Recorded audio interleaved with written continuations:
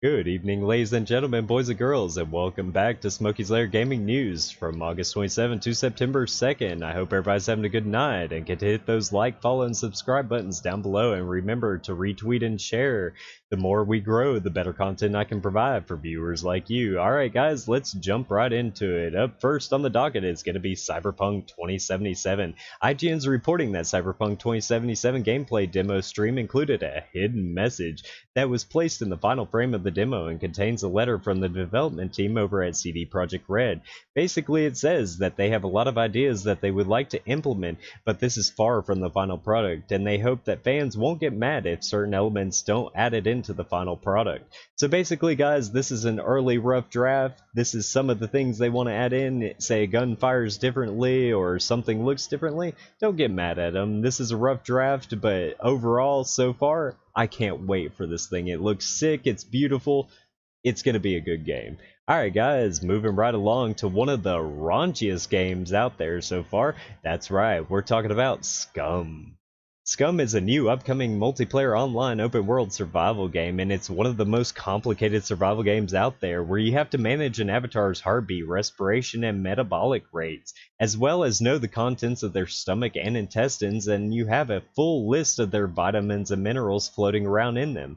Besides for survival, there's a lot of gunplay too, with classes of weapons that you can boost with skill points you earn during game. And guys, you have to poop and pee in this one.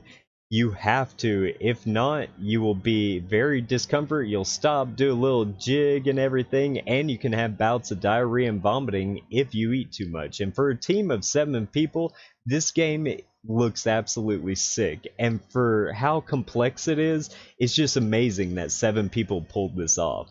Alright guys, moving right along to one of my favorites, the one, the only, Far Cry 5. IGN's reporting that Far Cry 5 got a New Game Plus mode. In Update 10, New Game Plus will allow you to replay Far Cry 5's story with all your progression intact. This includes money gear, vehicles, weapons, outfits, prestige items, unspent perk points, arcade progression, and challenge progression. A few existing perk points can also be stacked in New Game Plus, allowing players to further improve their abilities, like having a bigger ammo bag and quicker cooldown times.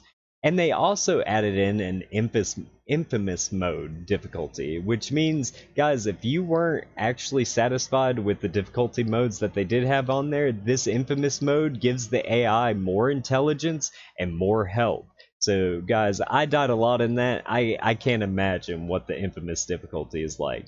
Alright guys, moving right along to the one and only Spiderman.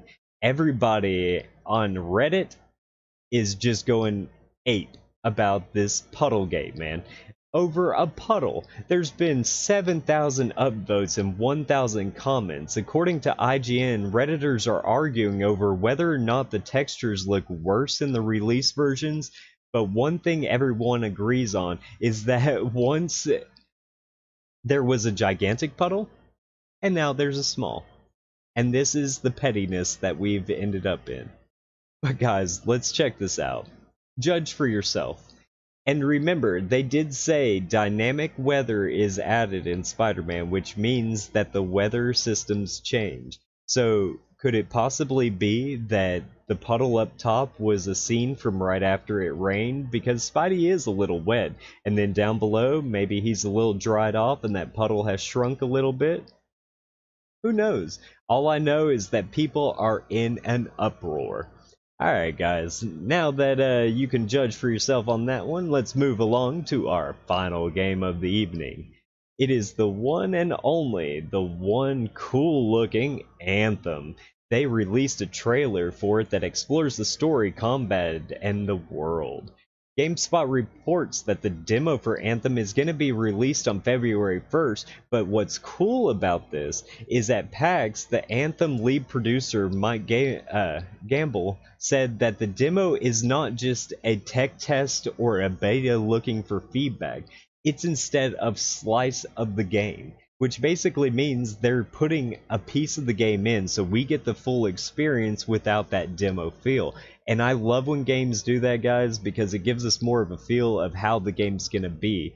even though once you reach the end, you're pretty much like, "Grr." But anyhow, guys, but that concludes our news for this evening. Thank you for joining me this evening, and remember to hit those like, follow, and subscribe buttons down below. And like I said, the more you share and retweet, the better content I can provide for viewers like you, because the more we grow, the more time I can spend. I will see you guys next time, and hope you guys will be out for our live streams. See you guys later.